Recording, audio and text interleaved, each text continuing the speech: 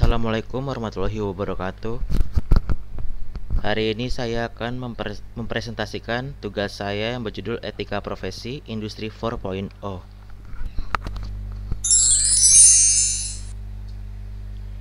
Sebelum masuk ke materi yang pertama, izinkan saya untuk memperkenalkan diri. Saya Dwi Ilham Gumilang dari Teknik Informatika, Institut Teknologi Budi Utomo.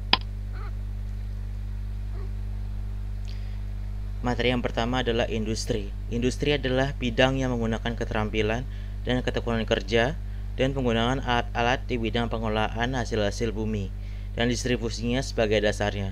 Maka industri umumnya dikenal sebagai mata rantai.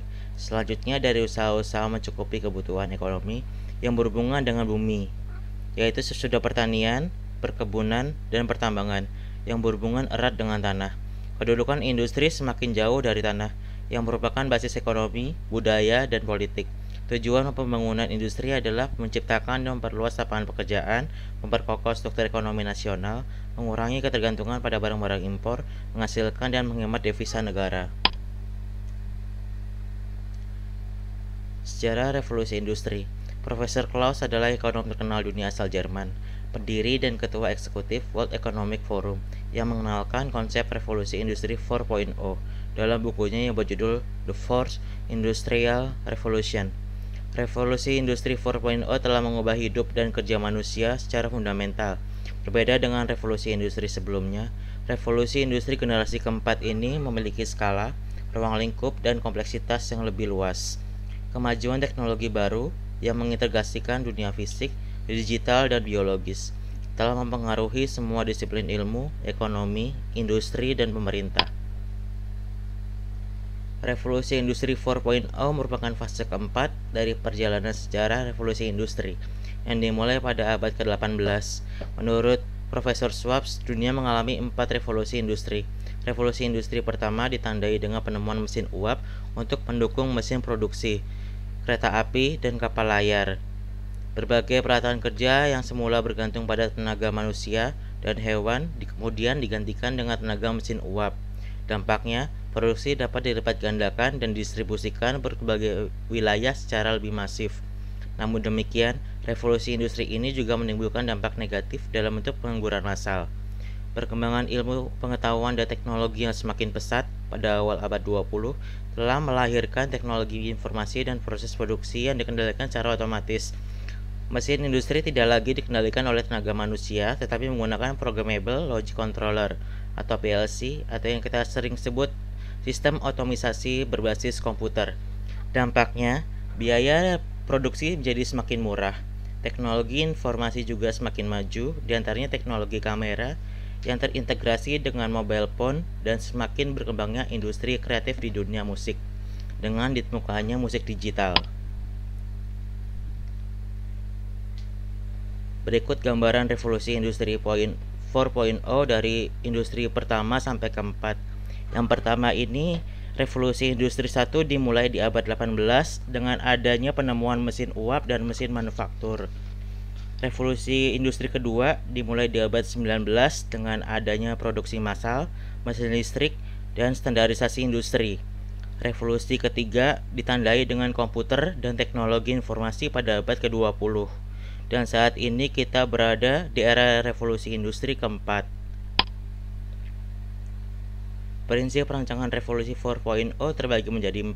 Yang pertama adalah interoperabilitas atau kesesuaian, kemampuan mesin, perangkat, sensor, dan manusia untuk terhubung dan saling berkomunikasi satu sama lain melalui media internet untuk segalanya atau internet untuk halayak.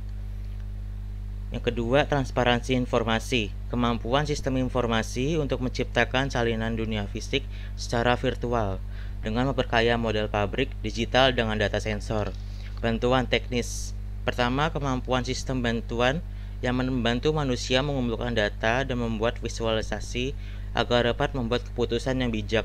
Kedua, kemampuan sistem cyber fisik untuk membantu manusia melakukan berbagai tugas yang berat, tidak menyenangkan, atau tidak aman bagi manusia. Yang keempat, keputusan mandiri. Kemampuan sistem cyber fisik untuk membuat keputusan dan melakukan tugas semandiri mungkin. Unsur utama perkembangan revolusi industri 4.0. Yang pertama adalah Internet of Things. yaitu konsep di mana suatu alat fisik atau mesin yang terkoneksi dengan jaringan internet sehingga mampu mentransfer data untuk memerlukan bantuan manusia. Yang kedua, Big Data. Big Data adalah merupakan istilah untuk mendeskripsikan volume informasi yang besar, baik yang terstruktur maupun informasi tidak terstruktur. Data atau informasi tersebut bisa disusun, diolah, dianalisa, dan disimpan. Big Data sudah dimanfaatkan dalam berbagai jenis bisnis, serta mampu membantu dalam menentukan arah dalam bisnis. Yang ketiga, argumen reality. Argumen reality adalah teknologi yang mengkolaborasikan benda maya baik 2 atau 3 dimensi ke dalam sebuah lingkup nyata 3 dimensi, kemudian memproyeksikannya dalam waktu nyata. Yang keempat adalah cyber attack. Cyber security adalah aktivitas meningkatkan keamanan informasi untuk mencegah adanya cyber attack. Cyber attack merupakan aktivitas sengaja yang menargetkan sistem informasi untuk merusak, mengubah, atau mencuri ketersediaan informasi, integritas, dan kerahasiaan. Keterampilan untuk hadapi revolusi industri. Yang pertama, kita harus memiliki keterampilan informasi, media, dan teknologi. Yang dimaksud dengan keterampilan informasi, media, dan teknologi itu meliputi literasi media, keaksaraan visual, literasi multikultural, kesadaran global, dan literasi teknologi. Yang kedua, keterampilan belajar dan berinovasi yang meliputi kreativitas dan keingintahuan, pemecah masalah, dan pengambil resiko. Yang ketiga, terampil dalam hidup dan belajar seperti memiliki jiwa kepemimpinan dan bertanggung jawab, memiliki nilai etis dan moral, produktivitas dan akuntabilitas, fleksibilitas dan adaptasi, sosial dan lintas budaya, inisiatif dan mengarahkan diri. Yang keempat, memiliki kemampuan dalam berkomunikasi yang efektif seperti mampu bekerja dalam tim dan berkolaborasi, memiliki tanggung jawab pribadi dan sosial. Dalam berkomunikasi harus interaktif, memiliki orientasi nasional dan global.